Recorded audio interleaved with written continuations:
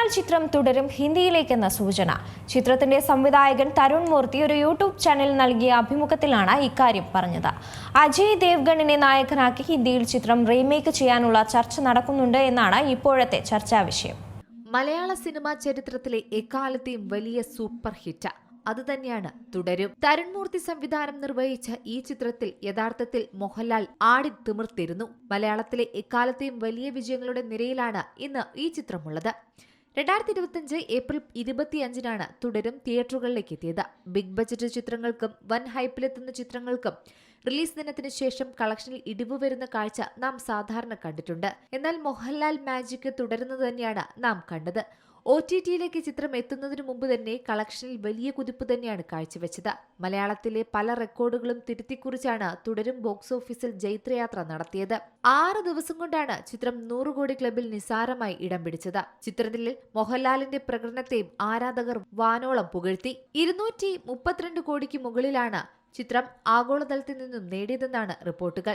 Kerala box ഓഫീസിൽ നിന്ന് 100 കോടി നേടിയ ആദ്യ മലയാള ചിത്രമായി തുടരും മാറി.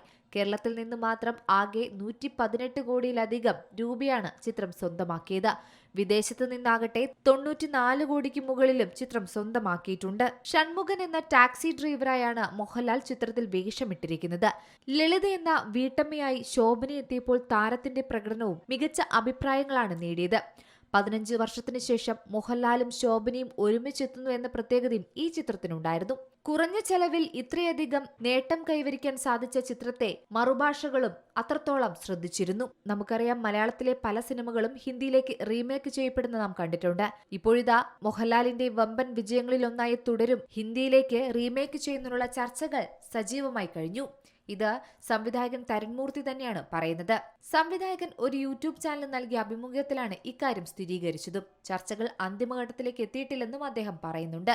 ചിത്രം വലിയ ശ്രദ്ധ നേടിയപ്പോൾ ബോളിവുഡ് താരങ്ങളായ അമീർ ഖാന്റെയും അജയ് ദേവ്ഗണിന്റെയും സംഘങ്ങൾ എന്നെ സമീപിച്ചിരുന്നു. കുറഞ്ഞ ബജറ്റിൽ ഇത്രയും സ്വീകാര്യതയുള്ള ചിത്രങ്ങൾ എങ്ങനെ ചെയ്യാൻ സാധിക്കുന്നു എന്നാണ് അവർ ചോദിച്ചത്. തെലുങ്കിൽ നിന്നും റീമേക്ക് അന്വേഷണങ്ങൾ വന്നിരുന്നുവെന്നും അദ്ദേഹം പറഞ്ഞു. ഹിന്ദിയിൽ നിന്ന് തന്നോട് തന്നെയാണ് ഈ ചിത്രം സംവിധാനം ചെയ്യാൻ പറഞ്ഞതെന്നും തരുൺ മൂർത്തി കൂട്ടിച്ചേർത്തു. എന്തായാലും ഇത്രയും വലിയ ചിത്രം എങ്ങനെ കുറഞ്ഞ ബജറ്റിൽ ചെയ്യാൻ പറ്റുന്നുവെന്ന് അവർക്ക് അറിയേണ്ടതുണ്ട്. അതിനാൽ തന്നെ റീമേക്കിന്റെ സാധ്യതകൾ ചർച്ചയാണെന്നും തരുൺ മൂർത്തി പറഞ്ഞു.